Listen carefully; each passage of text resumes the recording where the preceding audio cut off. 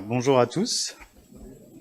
Donc c'est vraiment un privilège de pouvoir partager sa parole et je remercie le Seigneur et c'est vrai que je trouve ça incroyable comment Dieu conduit chaque chose parce que c'est vrai qu'il a conduit le moment de la louange, la Sainte Seine, ce chant-là, pour arriver à ce message de ce matin qui est le serviteur vous offre le pardon. Et nous allons voir ceci au travers de Marc 2, 1 à 12.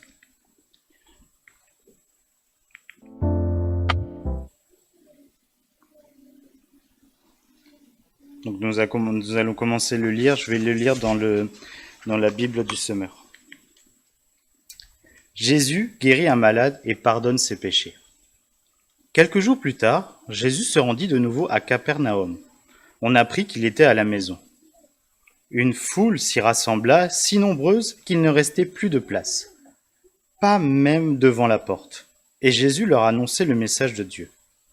On lui emmena un paralysé porté par 4 hommes, mais ils ne purent le transporter jusqu'à Jésus, à cause de la foule.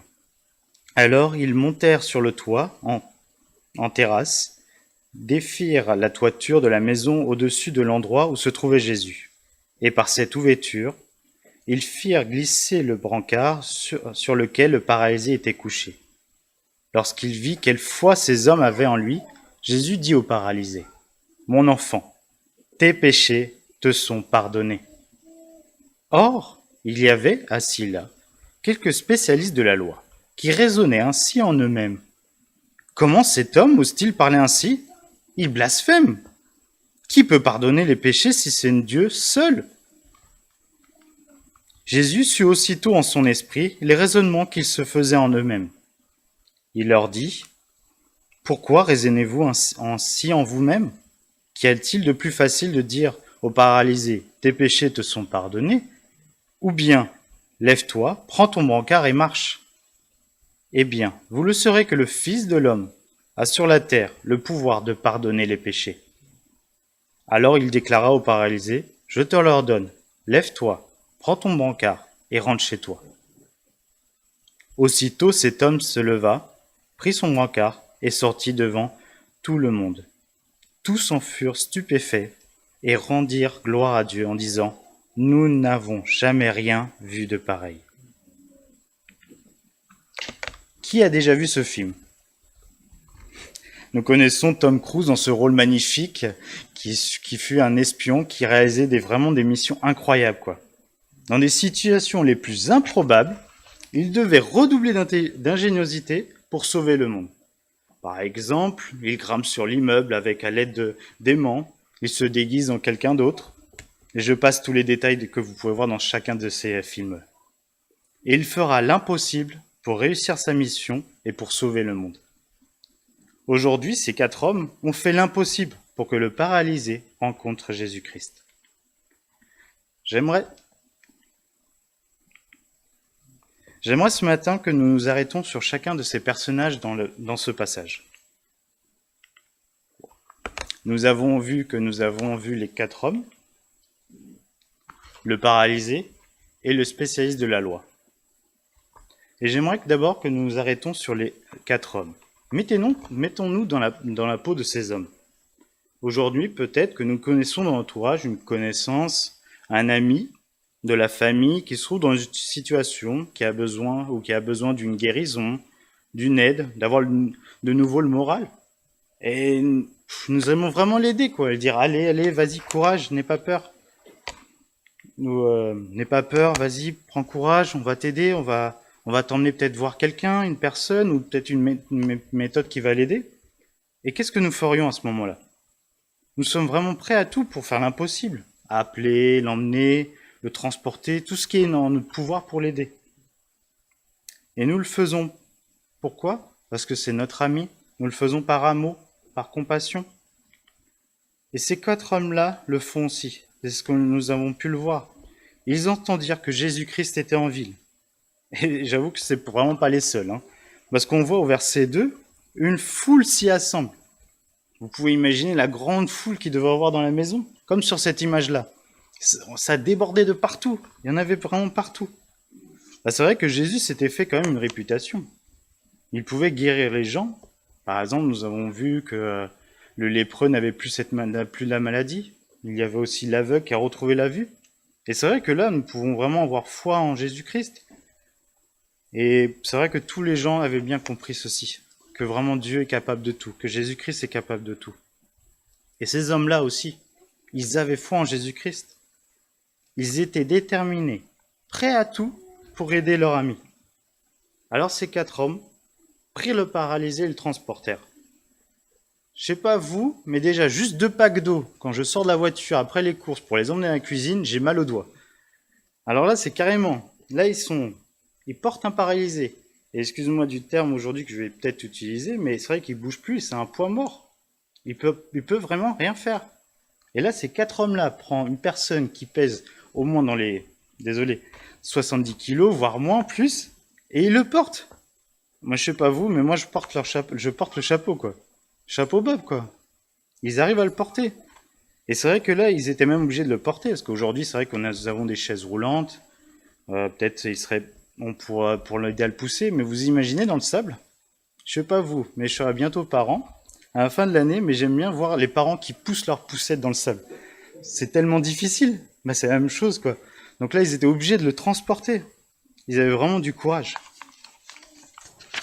On peut vraiment imaginer, c'est vraiment la scène, quoi. C'est vraiment incroyable. On peut se dire qu'ils sont prêts vraiment à tout. Et ils n'abandonnent pas, vraiment, à travers tout cela, ils n'abandonnent pas. Parce qu'ils veulent vraiment que leur ami rencontre Jésus-Christ et qu'il ait une nouvelle vie. Que ferions-nous pour notre prochain, pour notre ami? Vraiment, nous avons vraiment un exemple de compassion. Rappelons-nous juste à l'instant, je disais, qu'il y avait une grande foule. Donc impossible d'y aller. Comment alors attendre Jésus? Je pense que chacun d'entre vous, vous avez des exemples où vous faites la queue et vous ne souhaitez pas vraiment attendre pour atteindre l'objectif.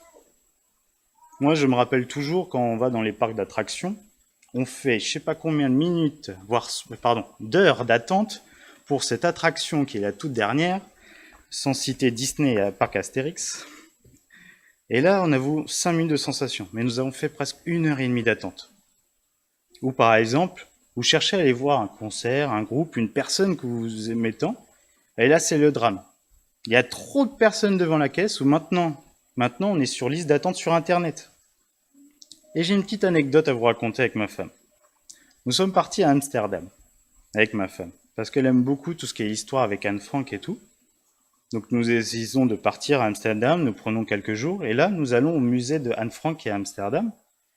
Malheureusement, c'est vrai que je n'avais pas trop bien regardé, mais il disait qu'on devait réserver avant de venir. Vous sentez la frustration qu'on avait là? On avait juste 3 jours, on a fait je sais pas combien de kilomètres, et on nous dit, bah non, c'est fermé. Ah là là. Mais là, c'est vrai qu'on se dit, mince alors. Mais là, on avait juste pour raconter un peu plus, c'est vrai qu'on était encore allé plus loin. C'est vrai qu'on nous a donné un petit espoir. On nous a dit, vous inquiétez pas, pendant la journée, on lâche des places sur Internet. Donc, il fallait faire sur Internet, il fallait tout le temps scroller sur son téléphone et recharger la page pour avoir peut-être la chance d'avoir des places. Je vous dis pas l'inquiétude, mais la frustration, parce qu'il y en avait 3 jours. Là, pendant la journée, j'avais plus de batterie sur mon téléphone. Il restait peu de temps. Et là, par miracle, et merci Seigneur, on a pu acheter des places. Mais c'était vraiment le moment où il restait 1% de batterie. J'ai éteint le téléphone et après je suis allé recharger pour qu'on puisse voir le musée. Mais si ces hommes, comme nous, en voyant les difficultés qu'il y a devant nous, il aurait pu se dire, ah, désolé un ami, mais ce n'est pas la peine d'essayer de s'approcher de Jésus aujourd'hui. Il y a une trop grande foule. On va laisser tomber. Peut-être faudrait mieux revenir demain. C'est vrai que nous pouvons nous sentir démunis face à l'épreuve. Et s'il avait abandonné, se paralyser, serait encore là, chez lui, il ne bougerait pas. Mais ils ont persévéré. Pourquoi? Car ce paralysé avait besoin de rencontrer Jésus-Christ. Réfléchissons quelques secondes. Aujourd'hui, nous avons peut-être un nom ce matin qui nous vient à l'esprit. Cette connaissance aussi a besoin de rencontrer Jésus-Christ. Parce que par exemple, elle ne va pas bien, ou elle ne connaît pas Jésus-Christ. Notre foi, nos actes, notre compassion l'invitation par exemple à lire la Bible ensemble, d'aller à l'église, peuvent emmener notre prochain à rencontrer Jésus-Christ pour que sa vie soit changée et pour qu'il n'y aille pas loin de Dieu en enfer. Ça aurait été vraiment dommage. Et comme ces hommes-là persévérons dans la prière, ou persévérons par nos actes, c'est ce que nous allons voir d'ici peu de temps, dans la suite de ce passage. Et c'est vrai que nous pourrons nous dire à ce moment-là que si nous ne le faisons pas, nous ne portons pas secours à notre prochain. Soyons des lumières et apportons l'amour de Dieu à notre prochain. Ces 4 hommes-là accomplirent quand même l'impensable. C'est mission impossible. Vous avez déjà essayé d'avancer dans une foule pour rejoindre votre ami qui est devant. Je vous dis pas, déjà, moi je galère juste avec mon sac, et eux, ils ont quand même un paralysé à porter. Ils portent leur ami. Ils traversent la foule. Et c'est pas fini, hein. Ils montent le paralysé sur le toit. Ils font un trou dans le toit de la maison. Et ils descendent ce paralysé. C'est une vraie marque de détermination. Et aussi, ils ont œuvré par intelligence. Et c'est vrai que nous pouvons être rencontrer des difficultés, nous dire que bah non, notre ami rencontrera jamais Jésus-Christ. Mais c'est vraiment extraordinaire de pouvoir aller jusqu'au bout, de pouvoir continuer à prier, de passer à l'acte pour cette personne, lui dire que Jésus t'aime, que Dieu veut être avec lui. Et c'est pas aussi extraordinaire de pouvoir passer l'éternité avec lui. Ça en vaut la peine.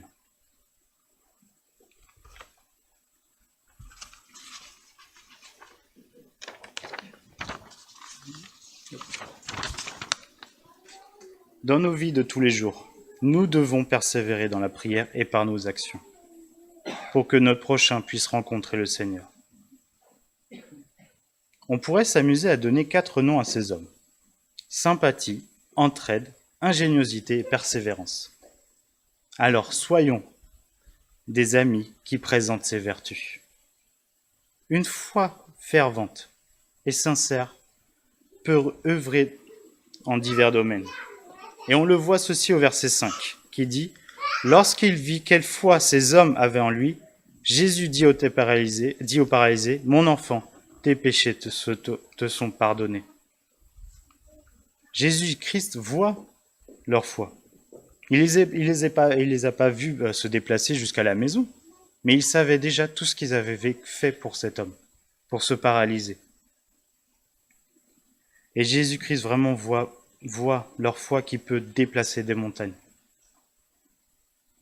Là, vous allez vous dire peut-être, ça y est, c'est une bonne chose de faite pour votre ami. Et il devait être heureux, joyeux d'avoir aussi réussi malgré les difficultés. Il savait que cet homme serait guéri. Mais là, Jésus dit quelque chose de assez impressionnant. Tes péchés te sont pardonnés. Attendez. Nous pouvons quand même imaginer la réaction, l'étonnement de ces 4 hommes. Attends, qu'est-ce qui vient de se passer? Jésus-Christ se moque d'eux quand même. Il se casse la tête à porter ce paralysé partout, le transporter, le monter par les escaliers, détruire un toit. Et là, il dit quoi? Tes péchés te sont pardonnés? Attends, quand je l'ai lu ce passage, je me suis dit, c'est pas possible. Moi, je m'attendais plus souvent à dire, Jésus-Christ allait dire, je t'ai guéri. Non. C'est vrai que nous, en tant qu'hommes, on peut s'arrêter souvent à des problèmes visuels.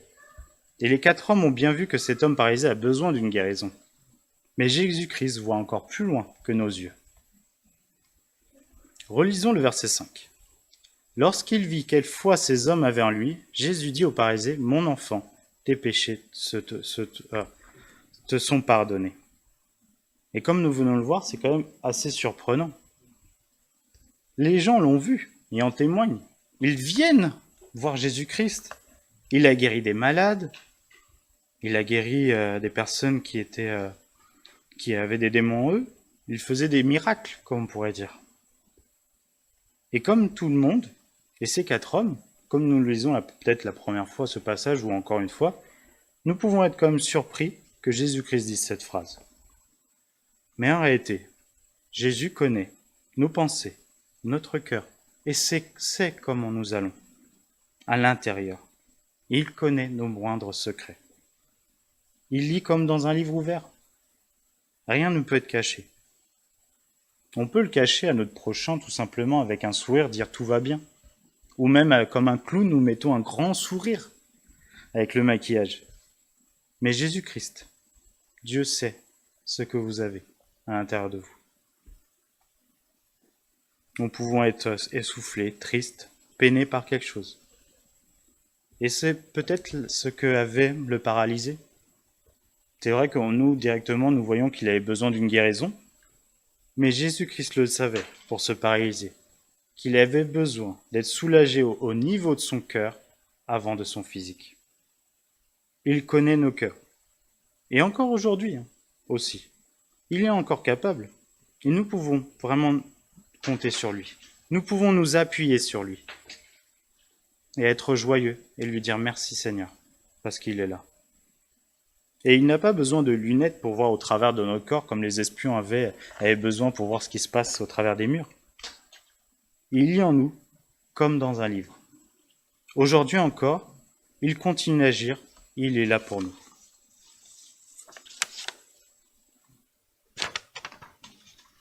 Nous pouvons être rongés par des pensées négatives, des inquiétudes, des actes, peut-être des choses mauvaises, mais Dieu connaît et sait ce dont nous avons besoin. J'aimerais relire avec vous le psaume 23. L'Éternel est mon berger. Je ne manquerai de rien. Grâce à lui, je me repose dans des prairies verdoyantes, et c'est lui qui me conduit au bord des eaux calmes. Il me revigore, et pour l'honneur de son nom, il me conduit sur le droit chemin. Si je devais traverser la vallée où règnent d'épaisses ténèbres, je ne craindrais aucun mal, car tu es auprès de moi. Ta houlette me conduit et ton bâton me protège. Pour moi, tu dresses une table aux yeux de mes ennemis. Tu oins d'huile parfumée ma tête. Tu fais déborder ma coupe. Oui, toute ma vie, ta bonté et ton amour me poursuivront, et je pourrai retourner au sanctuaire de l'Éternel tant que je vivrai. Jésus-Christ est le bon berger. Il nous conduit. Nous n'avons pas à nous inquiéter. Et c'est vrai que Jésus-Christ peut surprendre avec ses actes, c'est ce qu'il a fait pour le paralysé. Mais il savait ce que le paralysé avait besoin. Dieu transforme notre vie. Il a un plan parfait pour nous, et c'est ce dont nous avons besoin. Marchons sans crainte avec le Seigneur. Il a vraiment même surpris tout le monde. Même en lisant ce texte, comme je vous ai dit, et quand je l'ai étudié pour vous le partager ce matin, je m'attendais directement à un miracle, mais il a dit cette phrase. Tes péchés se pardonnés. Jésus-Christ savait que ce paralysé avait besoin de guérison du cœur et non du physique avant tout. Jésus-Christ est venu pour nous sauver, pour nous libérer, pour nous guérir de la plus grande maladie qui a des conséquences sur notre vie, que j'appelle péché. Romains 6, 23 dit « Car le salaire du péché, c'est la mort, mais le don gratuit de Dieu, c'est la vie éternelle en Jésus-Christ notre Seigneur. » Nous l'avons chanté ce matin, nous l'avons prié, et vraiment merci Seigneur pour ce cadeau. Et ce qui est extraordinaire dans ce passage biblique, c'est qu'il a autorité sur le péché. Il a réalisé, et en effet, comme on l'a vu ce matin, on nous rappelait dans la Sainte Seine, il a réalisé cet acte d'amour pour nous sauver, au travers de la mort sur la croix et de sa résurrection. Et Jésus-Christ a cette autorité de pardonner ses péchés, nos péchés. Il le dit au verset 10. « Eh bien, vous saurez que le Fils de l'homme a sur la terre le pouvoir de pardonner les péchés. » Il est le Fils de l'homme, le Sauveur, le Fils de Dieu. Et il est vrai qu'il annonce pas seulement, il donne le pardon, il offre le pardon. Il l'a fait à la croix, comme vous pouvez voir sur cette image, il a porté nos péchés par amour pour nous. C'est quand même magnifique, ce cadeau. Et qu'est-ce que nous souhaitons pour notre vie? Pour le recevoir, laissons-le entrer dans notre vie et acceptons-le en tant que Sauveur et Seigneur. Jésus-Christ connaît nos cœurs. Et merci encore pour ce cadeau qui est la vie éternelle. Mais comme nous l'avons pu le voir, tout le monde n'est pas de cet avis. Relisons les versets 6 et 7. Or, il y avait, assis là, quelques spécialistes de la loi qui raisonnaient ainsi en eux-mêmes. Comme cet homme ose-t-il parler ainsi? Il blasphème. Qui peut pardonner les péchés si c'est Dieu seul? Jésus sut aussitôt en son esprit les raisonnements qu'ils se faisaient en eux-mêmes et il leur dit: Pourquoi raisonnez-vous ainsi en vous-mêmes? On voit dans ce passage que les spécialistes de la loi accusent Jésus-Christ de blasphème. Et ce qui est incroyable, c'est qu'ils ne le disent pas, ils le pensent. Ils ne disent rien. C'est vrai qu'il faut se rappeler un instant pourquoi les spécialistes de la loi pensent ainsi. C'est vrai qu'ils s'attendaient à voir le Messie. Ils ne pensaient pas que c'est Jésus-Christ qui serait Dieu en homme qui viendrait nous les libérer du péché. En effet, il est vrai que dans la parole de Dieu, il est dit que seul Dieu peut pardonner les péchés. Et là, c'est vrai que Jésus, pour les spécialistes de la loi, il prétendait être Dieu. Et c'est pas le seul passage où Jésus-Christ rappelle qu'il est aussi Dieu, le Fils de Dieu. Quand il était tout petit, à l'âge de 12 ans dans un temple, il a dit à ses parents: « Pourquoi me cherchez-vous? Ne savez-vous pas qu'il faut que je m'occupe des affaires de mon Père ?» Et on peut comprendre quand même leur réaction, c'est surprenant de voir cette personne-là, on l'attendait, et là, en réalité, il est Dieu. Et Jésus-Christ est notre Sauveur. Continuons. Jésus-Christ prouve au verset 8 et 9, cette fois-ci, que nous allons lire. Jésus aussitôt en son esprit les raisonnait qu'ils se faisaient en eux-mêmes et leur dit: « Pourquoi raisonnez-vous ainsi en vous-mêmes? Qu'y a-t-il de plus facile dire au paralysé: tes péchés te sont pardonnés, ou bien lève-toi et prends ton brancard et marche? » Jésus-Christ, au travers de cette réponse, qui est incroyable, parce qu'il n'avait rien entendu,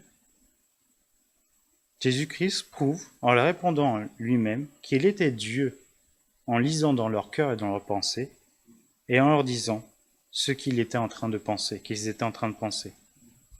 Et il faut vraiment insister sur le fait qu'il n'y a aucune parole qui sont sorties de la bouche de ces spécialistes de la loi. Et ça serait pas cool d'avoir ce pouvoir quand même. Moi, je pensais à ça, c'est par rapport aux entretiens d'embauche. Vous êtes déjà passé les entretiens d'embauche et qu'est-ce que vous aimeriez savoir ce que pense la ressource humaine quand il vous pose une question? Ça serait cool. Mais là, Jésus a ce pouvoir parce qu'il est Dieu. Et il leur dit ainsi: puisqu'ils voulaient raisonner sur les choses, Jésus leur donne une réflexion. Qu'est-ce qui est plus facile de guérir le paralytique ou lui dire qu'il est pardonné? Il est clair qu'il est peut-être plus facile de dire tes péchés sont pardonnés. Car à ce moment-là, personne ne peut prouver si oui ou non ce paralysé a été pardonné, que ses péchés ont été pardonnés. C'est vrai qu'il n'y a aucune preuve directe d'une transformation. Qui peut donc prouver alors que Jésus, à ce moment-là, a vraiment pardonné ses péchés? C'est vrai qu'il n'y a pas de geste, une révélation directe, mais ce que peuvent voir les autres, surtout, ce sont nos actes.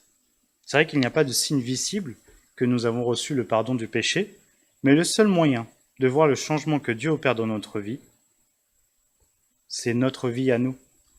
C'est notre foi, c'est notre vie, c'est notre façon de vivre. C'est notre amour de pouvoir donner envie aux autres, de transmettre cet amour que Dieu nous a donné. Et c'est vrai que c'est magnifique, et il faut en dire, les gens qui nous disent « tu es différent ». Alors transmettons cet amour que Dieu nous a pardonné et nous faisons maintenant partie de la famille de Christ et faisons que les autres aussi fassent partie de cette famille. Nous recevons son amour et comme nous l'avons vu dimanche dernier, nous sommes invités à développer les caractères d'un chrétien, qui sont les suivants: la foi en Jésus-Christ, la vertu, la connaissance, la tempérance, la patience, la piété et l'amour fraternel. Je vous invite à revoir le message, bien sûr, pour avoir les différents attendus de chacun de ces caractères. Mais ce matin, qu'est-ce que nous voyons? Nous voyons dans ce passage qui est le développement de la piété. Nous l'avons vu avec ces 4 hommes. Ils ont transporté cet homme paralysé à Jésus-Christ. Et ce qui est fort, vraiment, encore une fois, c'est que Jésus n'annonce pas le pardon, il le donne. Pour prouver sa toute-puissance, qu'il a bien pardonné les péchés de cet homme et qu'il l'a soulagé de ce qu'il avait dans son cœur, il dit au verset 11, « Alors il déclara au paralysé, « Je te l'ordonne, lève-toi, prends ton grand encart et rentre chez toi. » Et tout le monde fut émerveillé de l'acte que Jésus a pu faire dans la vie de cet homme, dans son cœur. Il est libéré d'un poids. Puisque la maladie, la culpabilité empoisonne la vie des humains, avant de s'attaquer à la paralysie de cet homme, Jésus le rétablit dans la relation avec Dieu. Jésus-Christ donne le pardon divin qui est toujours accompagné de la capacité de rompre avec le péché, c'est-à-dire de marcher en nouveauté de vie. Des personnes qui nous entourent peuvent ne pas y croire, car ils ne voient pas et ne comprennent pas. Mais il nous faut persévérer et transmettre l'amour de Dieu. J'aimerais conclure que Jésus-Christ, nous l'avons vu, et ces 3 personnages, mais le personnage principal de cette histoire est Jésus-Christ. Et mieux encore, il est celui de notre vie. Il nous a affranchis du péché. Nous sommes libérés. Nous avons été rétablis, la relation avec Dieu aussi. Notre vie prend un nouveau cap, celui de la vie éternelle. Remercions-le tous les jours du cadeau que Dieu nous a fait. Il a sacrifié son Fils Jésus-Christ afin que nous ayons la vie éternelle. Mais il nous a demandé aussi de le transmettre. Comme ces 4 hommes, persévérons. Nous savons quelle est la récompense pour notre prochain. Vous ne souhaitez pas le transmettre? Alors, le conseil que je peux vous donner ce matin, c'est persévérons dans la prière, pour que la personne que nous avons à cœur ce matin soit touchée par le message de l'amour. Demandez aussi à Dieu de nous donner des occasions de transmettre son amour pendant la semaine, que nous puissions parler de Dieu, ou même à travers de nos actes, pour transmettre son amour et son sacrifice à la croix, pour que nous soyons libérés du péché, de la maladie qui est le péché. Alors lançons-nous un défi, d'appeler, de prier pour cette personne que nous avons à cœur ce matin, pour lui dire, ou pour prier pour dire que Dieu l'aime et qu'il veut qu'il soit auprès de lui. J'aimerais vous laisser un verset ce matin, Jean 15, versets 12 à 13. Voici quel est le commandement. Aimez-vous les uns les autres, comme moi-même je vous ai aimé. Il n'y a pas de plus grand amour que de donner sa vie pour ses amis. Comme Jésus-Christ qui a donné sa vie pour nous, faisons de même pour notre prochain. Battons-nous. Tous ont besoin de rencontrer Jésus-Christ. Il est vrai que des obstacles de la vie nous semblent impossibles, mais ayons foi en Dieu, car il nous aidera à passer par un autre chemin. Comme ces 4 hommes, ils ont vu la foule, mais ils ont traversé la foule et sont allés sur le toit pour emmener ce paralysé à Jésus-Christ. Et il a prévu un plan parfait pour nous. Et comme ce paralysé, peut-être ce matin, où on peut être fatigué par les épreuves que nous vivons, rappelons-nous que Dieu nous conduit dans son plan et qu'il est tout-puissant. Dieu connaît notre cœur. Il le sait déjà. Mais prions. Mais aussi, nous pouvons le faire avec un ami proche, une personne de confiance, pour prier ensemble. Et ce matin, pour certains qui ont peut-être entendu ce message, ou comme ces spécialistes de la loi, un peu sceptiques, qui se demandent « mais qu'est-ce que Jésus-Christ peut m'apporter dans ma vie ?» N'hésitez pas à nous contacter pour le découvrir. Prions. Merci Seigneur, merci pour ce message que tu nous as donné ce matin. Merci pour ce sacrifice à la croix que tu as fait. Merci pour cet amour, parce que tu voulais que nous soyons auprès de toi, que nous soyons libérés du péché, pour que nous ayons la vie éternelle. Et Seigneur, tu vois tout ce que tu m'as mis sur la bouche, mon Dieu, vraiment que ça soit un message pour chacun d'entre nous, que vraiment que tu nous conduises cette semaine, mon Dieu. Et c'est vrai que je prie que nous puissions transmettre cet amour. N'ayons pas peur, parce que tu es avec nous, mon Dieu. Et vraiment que tu nous donnes l'occasion de vraiment transmettre ton amour. Je te prie aussi pour toutes ces personnes qui écoutent pour la première fois ce message, ou qui entendent Jésus-Christ, que tu puisses toucher à leur cœur, que tu puisses toucher leur cœur, mon Dieu. Et que nous soyons ces lumières au travers de tous ces ténèbres qui est autour du monde, dans le monde. Mais soyons vraiment rattachés à toi. Et nous pouvons totalement te faire confiance. Au nom de Jésus. Amen. Amen.